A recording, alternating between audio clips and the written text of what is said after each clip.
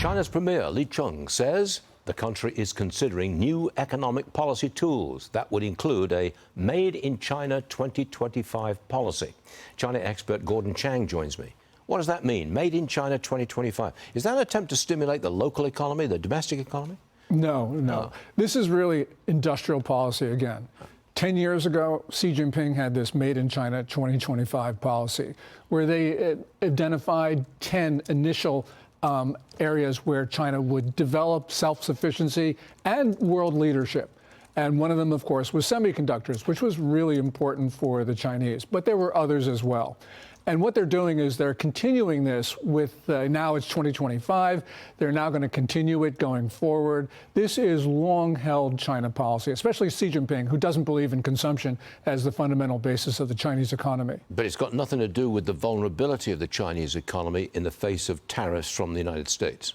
Well, actually, it makes the situation worse because once Xi Jinping says we're not going to stimulate consumption, which is really what he's saying, though he won't say it publicly, it means they've got to export their way out of problems, which means that tariffs around the world are going to put a crimp in Xi Jinping's plans. And it's not just American tariffs, because other countries are not going to want the Chinese to decimate their local industries by flooding their country with goods that would have otherwise gone to the U.S. They are vulnerable.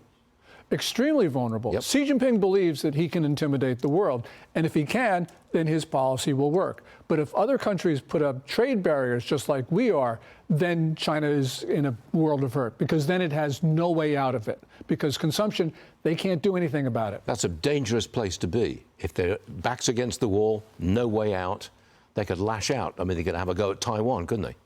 Or they could go at South Korea, where they're now pressing really hard, or Japan, or the Philippines, or even Australia, where we saw Chinese ships about a month ago. Well, the U.S. has just deployed a new missile system to the Philippines. It's an anti-ship missile system. Is that designed to deter Chinese warships?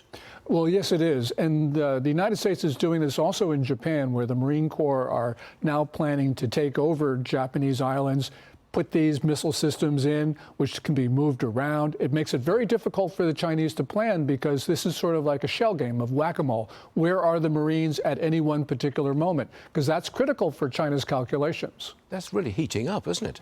If you've got the Marines moving around with anti-ship missile systems all over the place, it's not a hot war, but it is heating up.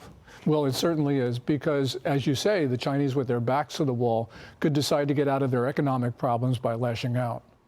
Dangerous stuff. Gordon Chang, you know what you're talking about. Thanks for being with us this morning. We appreciate it. Always. Thanks, Stu.